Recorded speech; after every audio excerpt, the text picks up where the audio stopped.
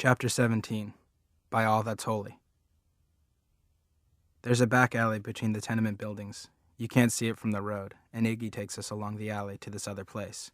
You can tell how the door has been busted in and the lock broke, and we go into the dark hallway. The lights come on, and the first thing I notice is the perfume an old lady wears and the smell of cats. It ain't much, but the old bat who lives here took a greyhound to visit her sister for the holiday, Iggy says. He's trying to smile.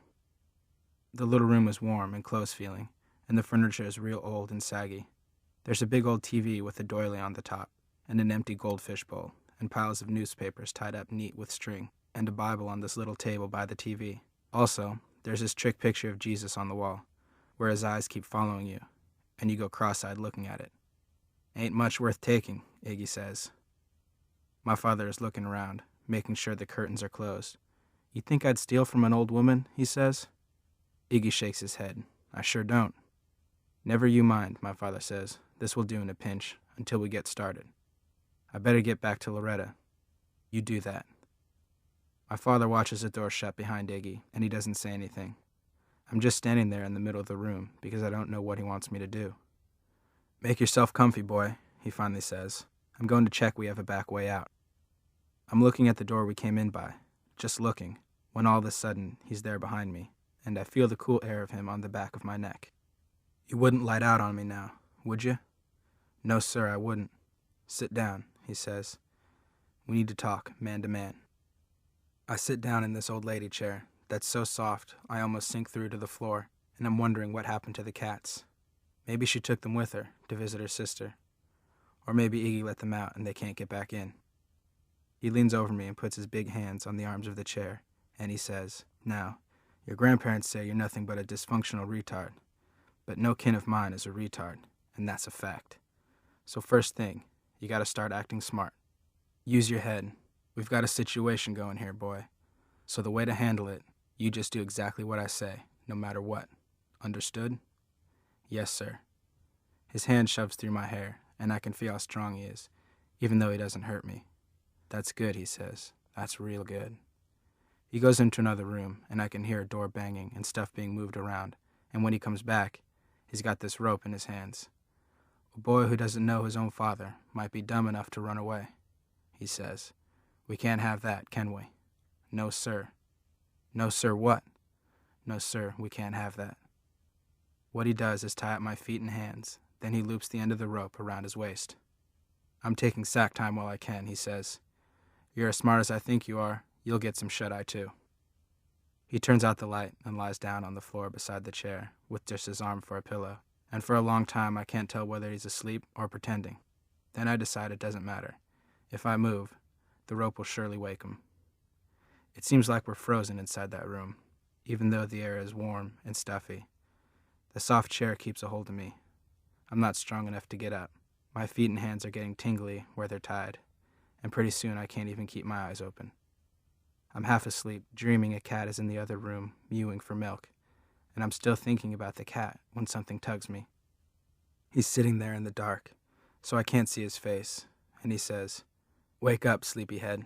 I better tell my own son a thing or two he needs to know about his own father. First thing, like I already said, I never killed anybody. I'm big like you're big, so folks assume things they shouldn't. You understand what I'm saying? Yes, sir, I do. Good. Now, the other thing is, the geezers you've been living with all these years, I bet they never gave you the presents I sent you. Did they? No, sir, they didn't. He shakes his head real sorrowful. That's a crime. Not giving a boy presents from his father.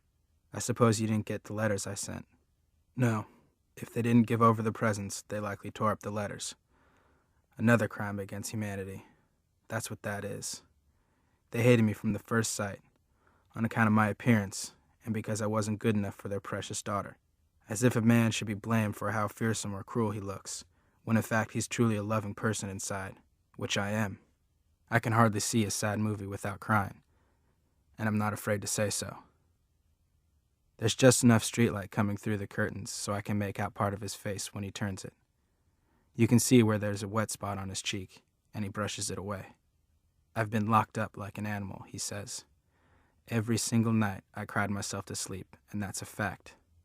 Killer Kane, That's just an unkind nickname they hung on me. You know how kids can be mean in school. Mean as animals.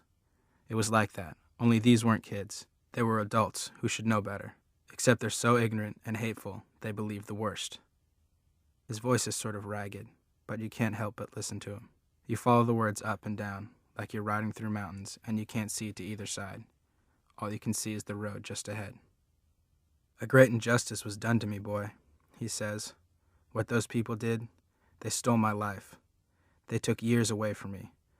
Might as well have cut my heart out with a knife. That's how it was to lie awake each night and think about the injustice was done to me. They'd blame me for all the wrongs in the world, those people. By which I mean the geezers, her folks, that always hated me, and of course the police who failed to see the truth of the situation.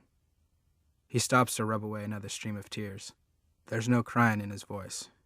You can't hear it there, but sure enough the tears are all over his face, slick and shiny in the pale, pale light. I woke up just now, worrying that you might wonder why I never did mention her. Your mother. You might still be thinking the wrong way on that, and believe what they told you. You being such a tiny little thing when it happened. How could you know the truth of it? He gets up then, and he goes over by the TV set, far enough so the rope is tugging at me. Then he's back, and he's got a book in his hands. You know what this is, boy? The Bible, I say. You can tell that in the dark, can you? That's fine.